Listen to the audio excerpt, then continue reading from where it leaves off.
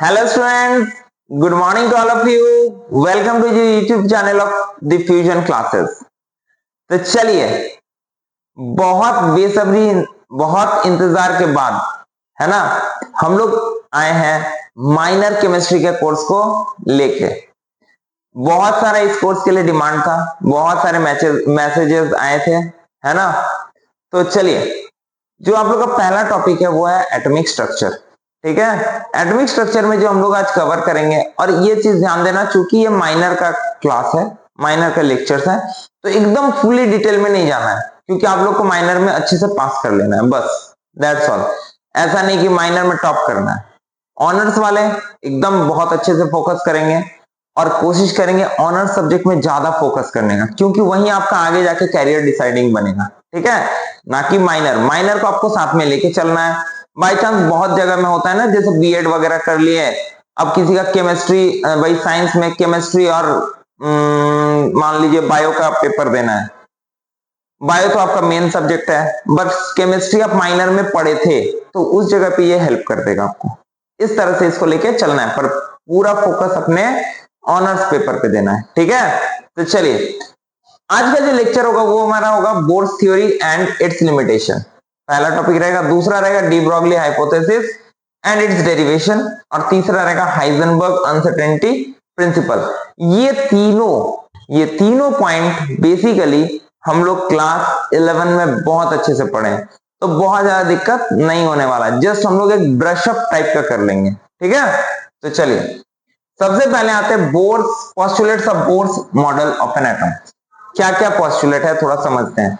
पहला पोस्टुलेट है कि मान लो ये सेल्स है KLMN, ठीक है। इलेक्ट्रॉन किसी एक डेफिनिट शेल्स में घूमते रहते हैं, कैसे? सर्कुलर पाथ में। इसी को हम लोग नाम देते हैं ऑर्बिट, है ना। ऑर्बिट में क्या करता है? इलेक्ट्रॉन रिवॉल्व करता है, किस पाथ में? सर्कुलर पाथ में। और ये जितने सेल्स है इसको हम नाम देते हैं एनर्जी सेल्स, और न्यूक्लियस यहाँ बीच में रहता है। ठीक है, पहला पॉइंट आई होप सबको समझ में आ गया। दूसरा पॉइंट बोल रहा है कि इलेक्ट्रॉन, मान लो इलेक्ट्रॉन सेकेंड में है, ठीक है, तो जब तक कि इसको एनर्जी मिले बाहर से, ध्यान से सुनना इस चीज को, जब तक कि इलेक्ट्रॉन को बाहर से कहीं से एनर्जी मिले, ना तो वो 1 में आ सकता है और ना ही 3 में।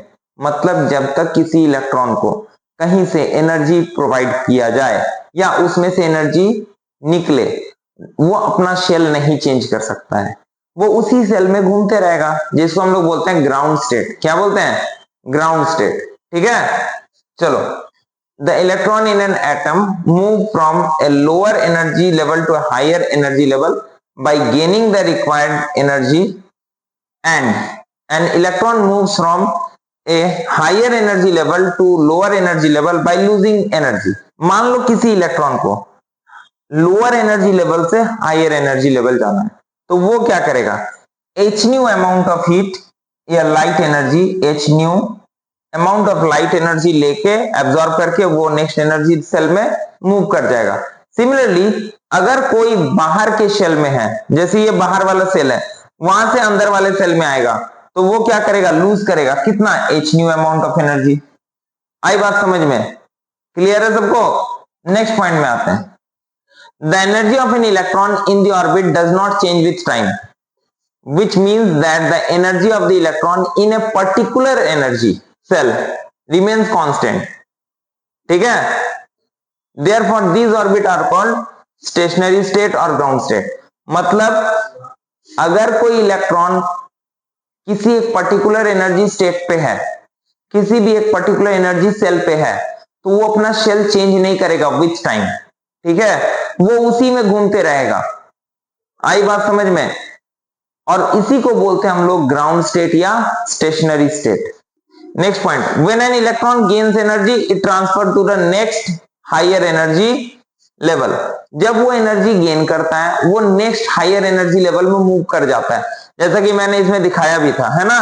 जैसे देखो h न्यू गेन किया, ये ऊपर भाग गया, उसी को बोलते हैं एक्साइटेड स्टेट।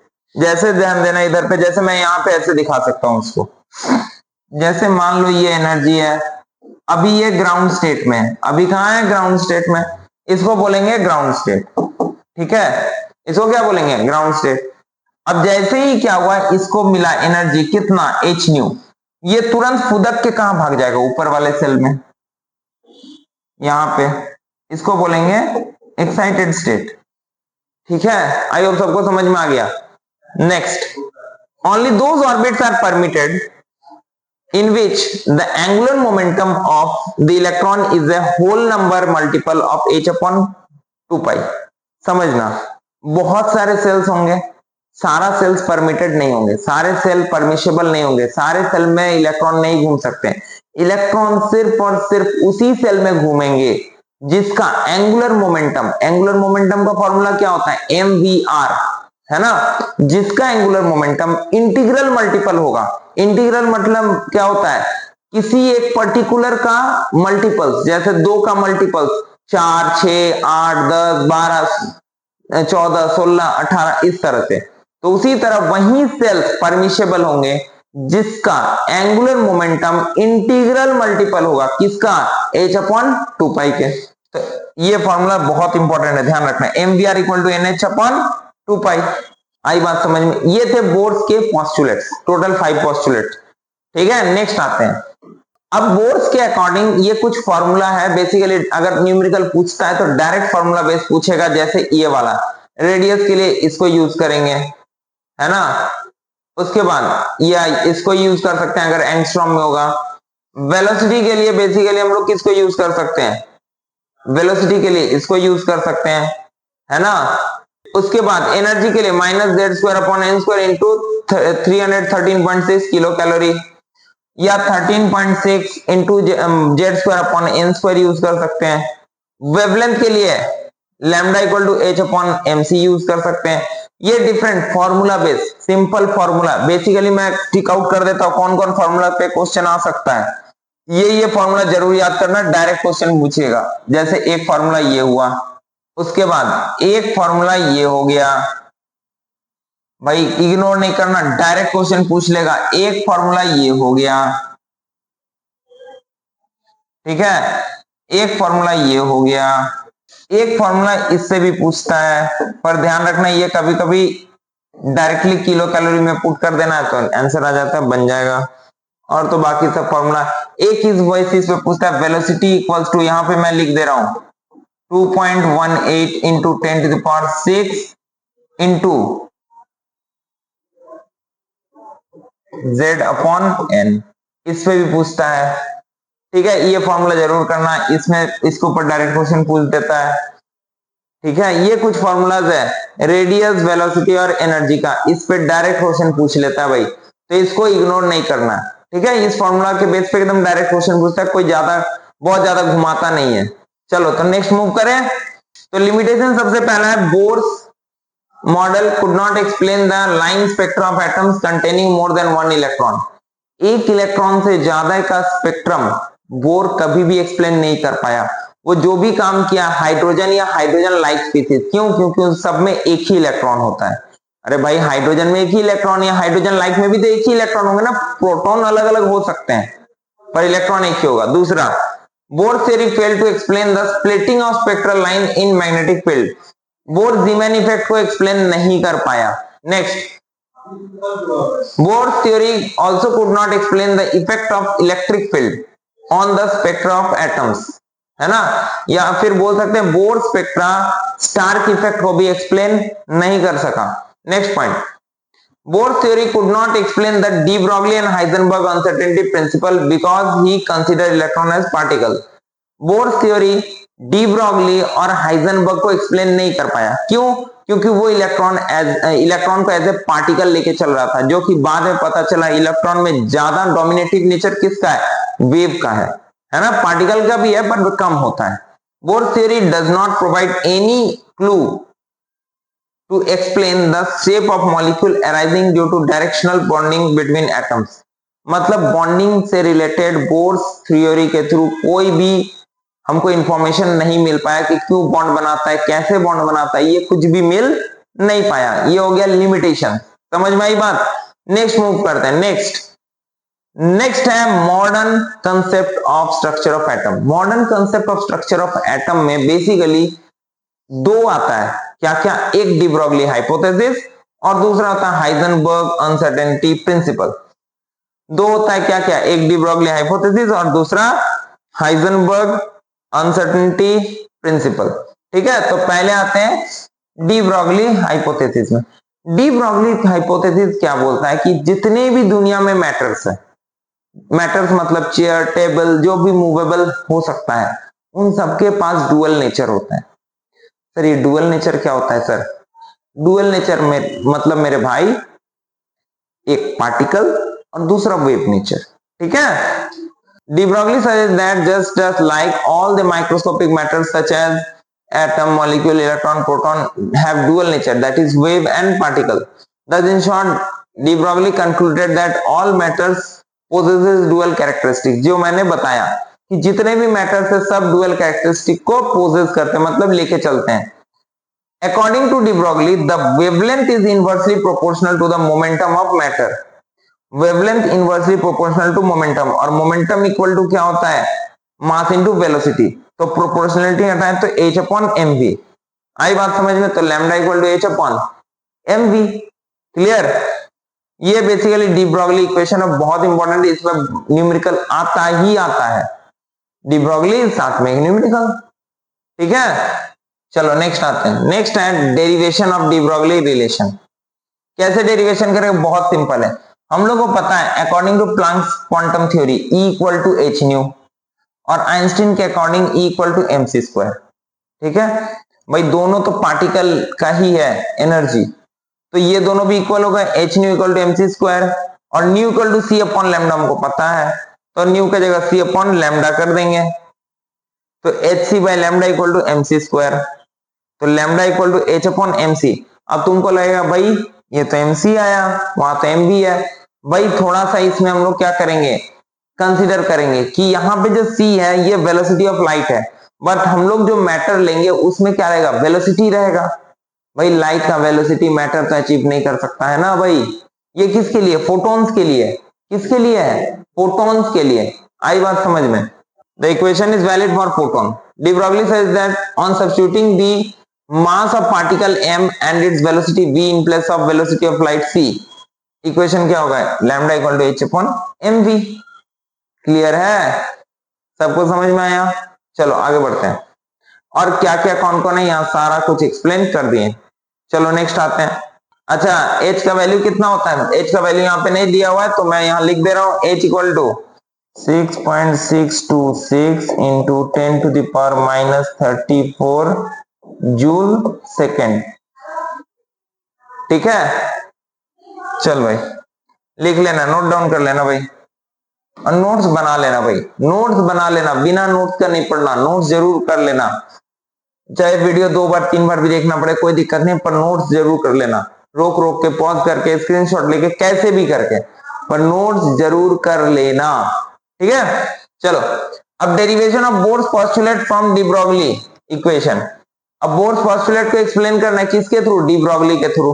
ठीक है, क्योंकि हम लोग तो अब डी ब्रॉगली लेके चल रहे हैं कि ज्यादा करेक्ट है भाई, क्वांटम मैकेनिकल मॉडल ज्यादा करेक्ट है किसके, क्लासिकल मॉडल से। बोर्ड से क्लासिकल मॉडल दिया था वो, ठीक है, वो क्वांटम मैकेनिकल मॉडल नहीं दिया था। According to Bohr's model an electron revolves around the nucleus in circular path, while according to de Broglie concept the electron revolves around the nucleus in wave like manner, है ना। ये मान लो मेरा orbit है या सेल है, ठीक है, इसमें इलेक्ट्रॉन घूमता था, किसमें, सर्कुलर पाथ में। कौन बोला था, बोर, है ना। जबकि यही इलेक्ट्रॉन इस सर्कुलर पाथ में वेव के फॉर्म में मूव करता है, कौन बोला था, डी ब्रॉगली। सही है, चलो तो हम बोल सकते हैं the circumference of the orbit must be equal to integral multiple of wavelength. जितना ज्यादा सर्कमफेरेंस होगा उतना ज्यादा नंबर ऑफ वेवलेंथ होंगे, है ना। चलो तो वही है 2 pi r equal to l lambda, lambda equal to H upon M v, हमको ये पता है, कौन बोला था, अरे कौन बोला था, डी ब्रॉगली। इसको उठा के यहां पुट कर दिए तो ये आ गया। देखो ध्यान देना, यही तो था बोर्स का भी कहना कि वही सेल एन अलाउड होंगे, परमिशेबल होंगे, जिसका एंगुलर मोमेंटम इंटीग्रल मल्टीपल होगा किसका, h/2 का, है ना, जैसा मैंने पहले बताया है। चलो नेक्स्ट आते हैं। अब आता है next Heisenberg uncertainty principle. Uncertainty मतलब अनिश्चितता। अनिश्चितता में क्या कहना है थोड़ा सा समझते हैं। हाइजेनबर्ग का कहना था क्योंकि इलेक्ट्रॉन वेव के फॉर्म में चलता है तो उसका कोई 100% सर्टेनिटी नहीं है, कहीं पे कम भी हो सकता है, कहीं पे ज्यादा भी हो सकता है। तो उसका कहना था कि अगर कोई system, it is impossible to measure simultaneously both the position and momentum, position और मोमेंटम को एक साथ हम लोग कभी भी डिटरमाइन नहीं कर सकते हैं फॉर माइक्रोस्कोपिक, माइक्रो मतलब छोटा, इलेक्ट्रॉन, प्रोटॉन, न्यूट्रॉन, इनके लिए, ठीक है। और वो क्या होगा, डेल्टा एक्स मतलब uncertainty in position into uncertainty in momentum greater than equal to h/4 ध्यान रखना है, इस पे न्यूमेरिकल आता है। जैसे बोर वाला लैम्डा इक्वल टू h/mv पे आता है, इस पे भी एक न्यूमेरिकल आएगा, डायरेक्ट स्ट्रेट फॉरवर्ड, ज्यादा घुमाता नहीं है, ठीक है। चलो अब आते हैं थोड़ा इसको सॉल्व करते हैं। Momentum equal to mass into velocity, mass तो सर्टेन ही होगा, वो तो अनसर्टेन हो नहीं सकता, तो कौन हो जाएगा, वेलोसिटी। तो delta X into M delta V greater than equal to h/4, M को हम उधर ले गए, delta X into delta V greater than equal to h/4 ये इक्वेशन बहुत इंपॉर्टेंट, ये इक्वेशन इंपॉर्टेंट है, ध्यान रखना, इसी से ज्यादा पूछता है। बट थोड़ा सा नॉलेज के लिए एक और इक्वेशन भी देख सकते हो, दैट इज, ध्यान देना, delta X into delta P greater than equal to h/4, तो क्या हम डेल्टा टी से मल्टीप्लाई और डिवाइड कर सकते हैं, हाँ कर सकते हैं, कोई डिफरेंस नहीं है। बट एक चीज हो जाएगा क्या, कि भाई change in momentum per unit time, है ना, change in momentum per unit time is the force, ठीक है। तो F delta X into delta T greater than equal to h/4 हो जाएगा। और फोर्स इंटू डिस्प्लेसमेंट क्या होता है, वर्क, वर्क इक्वल टू क्या होता है, फोर्स इंटू डिस्प्लेसमेंट, और work is a mode of transfer of energy. तो इसीलिए वर्क की जगह क्या लिखे, delta E into delta T greater than equal to h/4। क्या मेरी बात सबको समझ में आई, क्लियर। चलो इसका मतलब क्या निकला, इसका मतलब निकला कि मेरा जो अनसर्टेनिटी है वो inversely proportional to momentum, uncertainty in position inversely proportional to momentum, uncertainty in position is inversely proportional to velocity, uncertainty in energy is inversely proportional to time, ठीक है। ये तीनों क्या है, अनसर्टेनिटी प्रिंसिपल के पॉइंट्स है, समझ में आई बात सबको, क्लियर है। वही मैंने लिखा है, if the position of A particle is measured accurately there will be more error in the measurement of momentum or velocity। अगर हम लोग पोजीशन को सर्टेनिटी के साथ मेजर करते हैं तो मोमेंटम उतना ज्यादा अनसर्टेन हो जाएगा, इनवर्सली है ना, ये जितना कम सर्टेन होगा ये उतना ज्यादा सर्टेन हो जाएगा, इनवर्स है ना। तो ये हो गया फर्स्ट लेक्चर माइनर केमिस्ट्री का। आई होप सबको ये अच्छे से समझ में आया होगा, और अगर वीडियो समझ में आया हो तो प्लीज चैनल को शेयर करिए, सब्सक्राइब कर रहिए, और ज्यादा से ज्यादा जिनको माइनर केमिस्ट्री का चैनल का लिंक चाहिए, क्योंकि मेजर सब दे रहे हैं, माइनर बहुत रेयर होता है, तो प्लीज सब्सक्राइब कीजिए और ज्यादा, ताकि हम लोग को ज्यादा से ज्यादा मोटिवेशन मिले। तो मिलते हैं नेक्स्ट लेक्चर में, तब तक के लिए बाय बाय, जय हिंद।